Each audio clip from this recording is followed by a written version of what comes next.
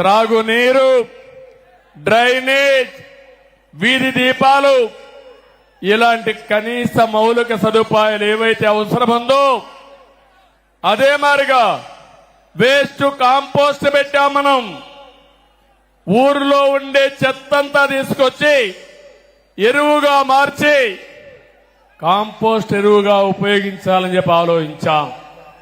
ఆ షెడ్లన్నీ ఈరోజు వైఎస్ఆర్ కాంగ్రెస్ నాయకులు వాళ్ళ రంగు కొట్టుకున్నారు కానీ అక్కడ మాత్రం ఎలాంటి కార్యక్రమాలు లేవు. అందుకే మీకు హామీ ఇస్తున్నాను, కుప్పంలో ప్రతి ఒక్క పంచాయతీ ఒక మంచి పంచాయతీగా, పరిశుభ్రమైన పంచాయతీగా తయారు చేసే బాధ్యత నాదని మీ అందరికీ హామీ ఇస్తున్నా. త్రాగునీరు ఎప్పుడో వాటర్ స్కీములు పెట్టాం. ఎన్టీఆర్ సుజల స్రవంతి కింద ₹2 20 లీటర్లు నీళ్లు ఇస్తే దాన్ని సర్వనాశనం చేశారు. మళ్లీ హామీ ఇస్తున్నాం, ప్రతి ఒక్క ఇంటికి కొళాయి ద్వారా నీళ్లు ఇచ్చే బాధ్యత తీసుకుంటాం. ఇదే కాదు, ఎన్టీఆర్ సుజల స్రవంతి కూడా మినరల్ వాటర్ ఇవ్వడానికి ముందుకు తీసుకుపోతాం. దీనికి కూడా ఎస్టిమేట్స్ చేపిస్తా.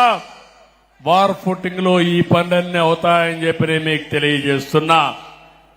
ఒక పక్క అన్ని గ్రామాలకు రోడ్లు ఇప్పించే బాధ్యత తీసుకుంటాం.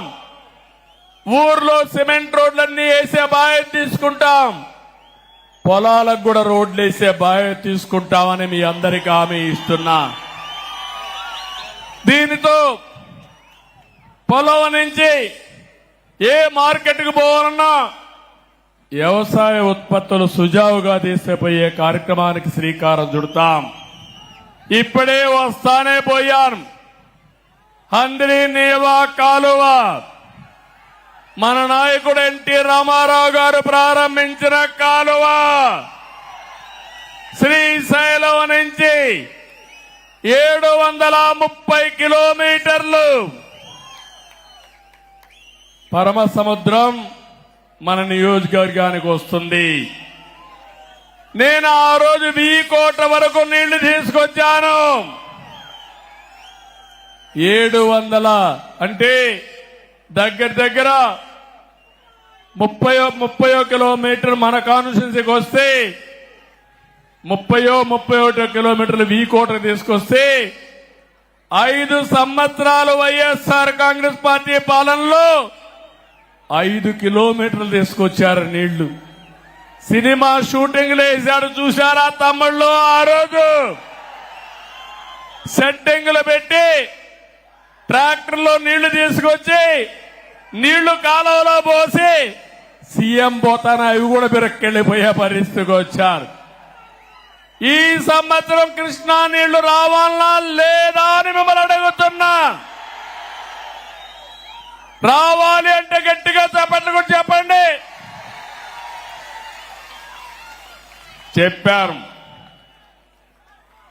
కాంట్రాక్టర్లపై నుండే ప్రేమ వైఎస్ఆర్ కాంగ్రెస్ పార్టీకి రైతులపైన లేదు. అందుకే అన్ని ప్రాజెక్టులు పడకేశాయి. తొందరలోనే దీనిపైన వైట్ పేపర్ కూడా రిలీజ్ చేస్తున్నా. నేను మీకు హామీ ఇస్తున్నా, రాబోయే రోజుల్లో కుప్పంలో కరువు లేకుండా కరువుకు చెక్ పెట్టే బాధ్యత తెలుగుదేశం పార్టీ తీసుకుంటాం. హంద్రీ నీవా నీళ్లు వస్తాయి. అన్ని చెరువులు నింపుతాం. ఇదే కాకుండా యామిగానేపల్లి, మాదనపల్లిలో 2 చెరువులు కట్టడానికి కూడా అవకాశం ఉంది. అవి కడితే 1 TMC నీళ్లు పెట్టుకునే అవకాశం ఉంది. ఇది కూడా శాంక్షన్ చేపిస్తామని చెప్పి నేను మీ అందరికీ తెలియజేస్తున్నా. ఇదే కాదు, మొత్తం పాలారులో ఎన్ని చెక్ డ్యాములు వస్తాయో అన్ని చెక్ డ్యాములు కడతాం. నీళ్లు నిల్వ పెడతాం. మీ పొలాలకు అవసరమైతే లిఫ్ట్లు పెట్టి తద్వారా నీళ్లు ఇచ్చే బాధ్యత నాది. దీన్ని ఒక పద్ధతి ప్రకారం ఆలోచించాను. సాగునీరు మీకు ఇస్తే బంగారం పండించే రైతాంగం ఇక్కడున్నారు. నేను మొట్టమొదటిసారి ఒక్కసారి వచ్చినప్పుడు చెప్పాను, కుప్పానికి భగవంతుడు మంచి వాతావరణం ఇచ్చాడు, బెంగళూరు క్లైమేట్ ఇచ్చాడు, ఇక్కడి పండని పంటే లేదు, ఇక్కడ అన్ని పంటలు పండుతాయి. పట్టు పరిశ్రమకు కేంద్రం ఈ కుప్పం నియోజకవర్గం. ఇంకో పక్క మంచి పండ్లు, కూరగాయలు, వాణిజ్య పంటలన్నిటికీ చిరునామా ఈ కుప్పం నియోజకవర్గం. ఈ సంవత్సరం మన వాళ్ళు టమోటా కూడా బాగా వేశారు, లాభాలు కూడా బాగానే వచ్చాయి. నేను ఒకటే ఆలోచిస్తున్నా, వ్యవసాయ ఆధార పరిశ్రమలు, టమోటా ఉంది, టమోటా నుంచి క్యాచప్ చేయడానికి లేకపోతే టమోటా జ్యూస్ తయారు చేయడానికి ఫ్యాక్టరీలు రావాల్సిన అవసరం ఉంది. ఇంకో పక్క తక్కువ ఖర్చుతో ఎక్కువ నిల్వ చేసే టెక్నాలజీలతో ఇక్కడ కోల్డ్ స్టోరేజ్ గాని ప్రత్యామ్నాయ మార్గాలు గాని వస్తే మన వాళ్ళు బ్రహ్మాండంగా టమోటా వేస్తారు, మంచి ఆదాయం వస్తుంది. ఇక్కడ పూలు పండిస్తున్నాం, పూలు కూడా ఈరోజు చూస్తే నేను వస్తే మొత్తం నియోజకవర్గం అంతా పూల వర్షం కురిపించారు. ఈ నియోజకవర్గంలో ఎక్కడి నుంచో తేలేదు, మన పొలాల్లో పండే పూలే రోడ్డు మీదకి వచ్చాయి, వర్షాన్ని కురిపించే పరిస్థితికి వచ్చారు. చాలా గర్వంగా ఉంది. అలాంటి పూలు పండించే రైతాంగానికి మార్కెట్ ఏర్పాటు చేసే బాధ్యత నాదని మీ అందరికీ హామీ ఇస్తున్నా. కూరగాయలు గాని అదే మరిగా పండ్లు గాని పూలు గాని ఇలాంటివి ఏవైతే పండిస్తున్నారో వాళ్ళందరితో రైతులతో ఒక సమాఖ్య ఏర్పాటు చేస్తా, వాళ్ళందరి ఆలోచనలు తీసుకుంటా ఇక్కడి నుంచి నేరుగా మార్కెట్కి ఎట్ట పంపించాలనో దానికి ఏమేమి అవసరం ఉన్నాయో అవన్నీ చేస్తా. ఎప్పుడో నా కోరిక ఇక్కడే ఒక విమానాశ్రయం తీసుకొచ్చి ఇవన్నీ కూడా కార్గో ద్వారా పంపించాలని ఒక ఆలోచన చేశాం. దుర్మార్గులు దాన్ని కూడా నిలిపేశారు. నేను ఒకటి హామీ ఇస్తున్నా, వీలైనంత తొందరలో కుప్పంలో విమానాశ్రయం కూడా వస్తుంది. ఇక్కడి నుంచి మనం పండించిన కూరగాయలు ఎయిర్ కార్గో ద్వారా విదేశాలకు కూడా పంపించే ఏర్పాట్లు చేసే ఆలోచన చేస్తున్నాను. మనం కూడా ఎవరన్నా రావాలన్నా మనం వెళ్లాలన్నా చిన్న చిన్న ఫ్లైట్లు కూడా వస్తున్నాయి. అవి కూడా వస్తే లాజిస్టిక్స్ పెరుగుతుంది. ఇటు బెంగళూరుకి, అమరావతికి, చెన్నైకి ఈ యొక్క ఫెసిలిటీ వస్తుందని చెప్పి కూడా నేను మీకు తెలియజేస్తున్నా. ఇంకో పక్క నేను ఒకటే వ్యవసాయంలో మీ అందరినీ కోరుతున్నాను, ఒక పక్క ప్రతి ఒక్క ఎకరాలో వాణిజ్య పంటలు పండిద్దాం, గిట్టుబాటు ధర ఏర్పాటు చేసే బాధ్యత తీసుకుంటాను, మార్కెటింగ్ వస్తువులు ఏర్పాటు చేస్తాను. ఇంకో పక్క పాడి పరిశ్రమ మీరు గుర్తుపెట్టుకోవాలి.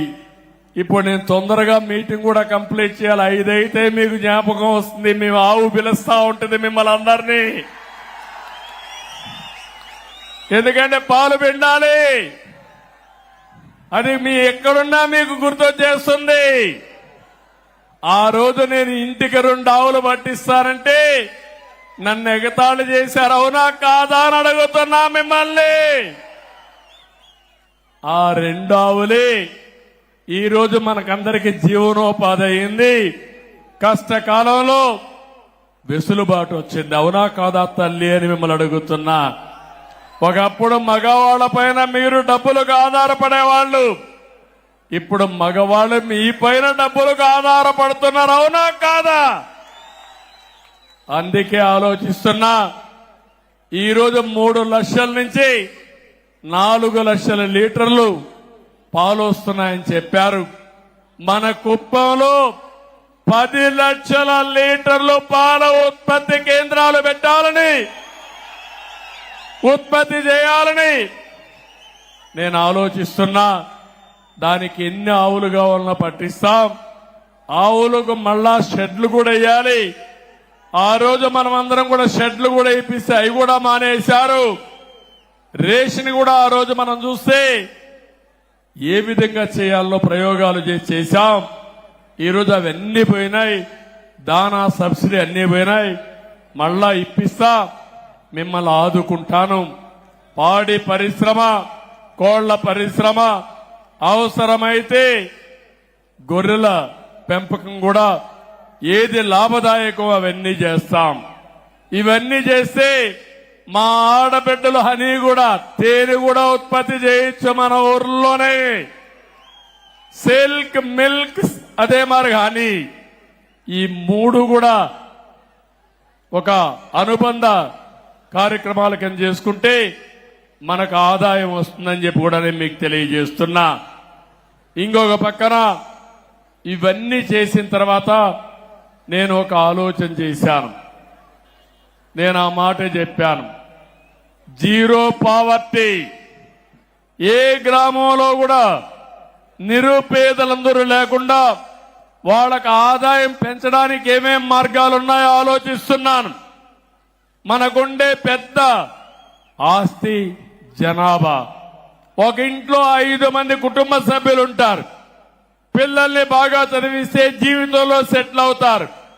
పెద్దవాళ్ళు కూడా ఆదాయాన్ని, భూమి లేకపోయినా ఆదాయం సంపాదించే మార్గాన్ని ఏర్పాటు చేస్తే ప్రభుత్వం ఇచ్చే సహాయాన్ని తీసుకుంటూనే మీరు కూడా 10 రూపాయలు సంపాదించుకోవాలి. చేపను ఇవ్వడమే కాదు, చేపను పట్టే విధానం నేర్పిస్తే పేదవాళ్ళకు ఎంతో వెసులుబాటు వస్తుంది. అదే నా ఆలోచన. ఈ రాష్ట్రంలో నా జీవితంలో ఒకే ఒక ఆలోచన. ఎన్టీ రామారావు గారు ఎప్పుడూ చెప్పేవాడు, పేదవాడే దేవుళ్ళు, సమాజమే దేవాలయం అని చెప్పింది ఎన్టీ రామారావు గారు. అలాంటి పేదరిక నిర్మూలన నా జీవితాశయం. ప్రతి ఒక్క గ్రామాన్ని ఒకటే కోరుతున్నా, జీరో పావర్టీ.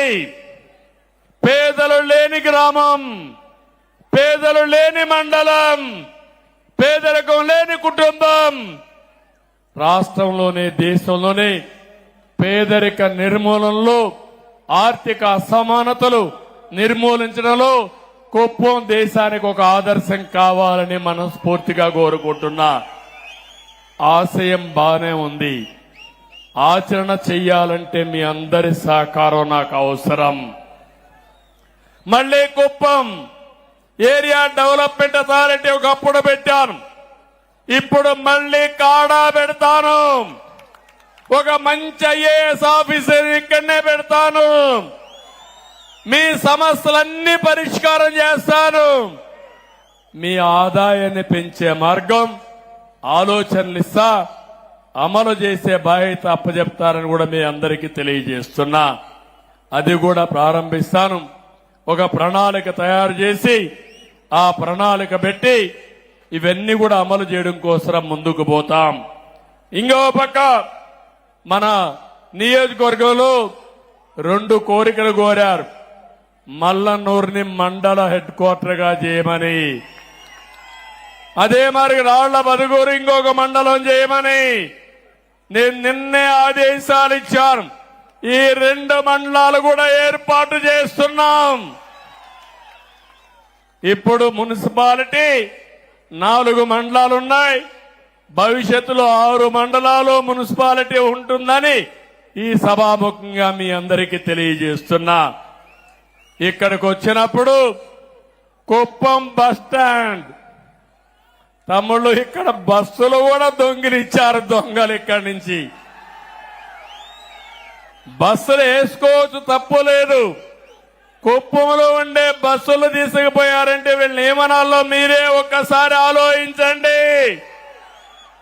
నిన్నే చెప్పాను, మళ్లీ నా కుప్పానికి బస్సులు పంపించమంటే నిన్నటి నుంచే బస్సులు వస్తున్నాయి మళ్ళీ ఇక్కడికి. ఒకటే హామీ ఇస్తున్నా, ఒక ఆధునికమైన బస్ స్టేషన్ కింద, బస్ డిపో కింద కుప్పాన్ని నిర్మాణం చేస్తాం. ఇక్కడే ఆర్టీసీ మినిస్టర్ మా రాంప్రసాద్ రెడ్డి గారు ఇక్కడే ఉన్నారు. ఇప్పుడే ఆదేశాలు ఇచ్చాను, ప్లాన్స్ అన్ని తయారు చేసుకొస్తాడు. అన్ని గాని సవ్యంగా జరిగితే కుప్పంలో అన్ని బస్సులు కూడా ఎలక్ట్రికల్ బస్సులు వేసేస్తాం. పొల్యూషన్ కూడా ఉండదు. ఎక్కడ రోడ్ల మీద పోతాండు ఊగురాట కూడా లేదు. అలాంటి అవసరమైతే కొన్ని ఏసీ బస్సులు కూడా పెట్టేసి వేరే ప్రాంతాలకు పోవాలంటే కార్లు అవసరం లేకుండా శుభ్రంగా పోయి వచ్చే పరిస్థితి వస్తుంది. ఇంకో పక్క మన కుప్పానికి అన్ని పక్కల వివిధ రకాలైన నగరాలున్నాయి. ఒక పక్క కృష్ణపట్నం ఉంది, కృష్ణగిరి ఉంది, ఇంకో పక్కన కేజీఎఫ్ ఉంది, ఇంకో పక్క బెంగళూరు నగరం ఉంది, సమీప ప్రాంతంలోని చెన్నై కూడా ఉంది. మన రైల్వే లైన్ కూడా మీరు చూస్తే కుప్పం ఒక జంక్షన్ గా కూడా తయారయ్యే అవకాశం ఉంది. అందుకే నేను ఒకటి ఆలోచిస్తున్నాను, కోట నుంచి వచ్చే రోడ్డుని, పలమనే రోడ్ని ఇప్పుడు డబల్ రోడ్ ఉంది, దీన్ని 4 లేన్ చేసుకోగలిగితే కృష్ణగిరి వరకు బ్రహ్మాండంగా ఉంటుంది. ఇక్కడి నుంచి మిగిలిన రోడ్లు కూడా ఏవైతే ఉన్నాయో అవన్నీ కూడా ఆలోచిస్తున్నాను. ఇక్కడి నుంచి మీరు చూస్తే బెంగళూరు నుంచి హోసూరు వరకు గ్రీన్ ఫీల్డ్ హైవే కింద 4 లేన్ వేసుకుంటే బెంగళూరుకు 1 గంటలోనే పోయే అవకాశం వస్తుందని మా వాళ్ళు చెబుతున్నారు.